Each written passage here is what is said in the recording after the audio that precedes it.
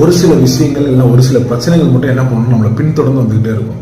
நம்ம நினைச்சிருப்போம், ஏன்னா அது நம்மளை இது மட்டும் இந்த விஷயம் மட்டும் நம்மளை பின்தொடர்ந்து வந்துகிட்டே இருக்கு, இந்த பிரச்சனைகள் மட்டும் நம்மளை பின்தொடர்ந்துகிட்டே இருக்கு அப்படின்னு சொல்லி நம்ம ரொம்ப அதுக்காக கவலைப்பட்டிருக்கலாம், இல்லை இதை குறித்து ரொம்ப நம்ம செஞ்சுட்டு இருக்கலாம். அப்போ இந்த பிரச்சனைகள் ஒரே ஒரு விஷயம் நம்மளை ரொம்ப பின்தொடருதுன்னு சொல்லி கவலைப்படலாம். ஆனால் தேவன் இன்னைக்கு அதற்காக நம்மளுக்கு என்ன தெரியுமா வாக்கு பண்றாரு, இன்று கண்ட எகிப்தியனை நீ என்றைக்கும் காண மாட்டாய் அப்படின்னு சொல்லி யாத்திராம புத்தகத்துல சொன்னது போல, அன்னைக்கு மோசையோட பேசினது போல கூட இன்னைக்கு தேவன் நம்மளோட கூட பேசுறார். ஏன்னா இஸ்ரவேல் ஜனங்களுக்கு விரோதமாய் எகிப்தின் சேனைகள் பின்தொடர்ந்து வந்துச்சு.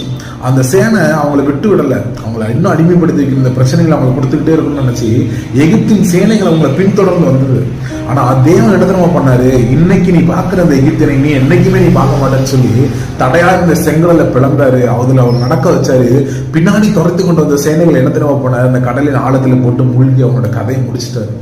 அப்போ பின்னாடி துரத்துட்டு வந்த பிரச்சனைகள் என்ன பண்ணாரு, தேவனுடைய பிள்ளைகளுக்கு விரோதமா எப்படிப்பட்ட பிரச்சனைகள் வரும் பொழுது இயேசு என்ன தெரியுமா பண்றாரு, அந்த பிரச்சனைகள் இல்லாதபடி இனி நீ அதை பார்க்கவே மாட்டேன்னு சொல்லி நம்மளை துன்புறுத்துற, நம்ம மனதை கஷ்டப்படுத்துற, நம்மளை பிரச்சனைக்குள்ள ஆக்கி நம்மளை துக்கப்படுத்துற காரியங்கள் இனிமே இல்லாதபடிக்கு அவர் செய்ய வல்லமையோட இருக்கிறார்.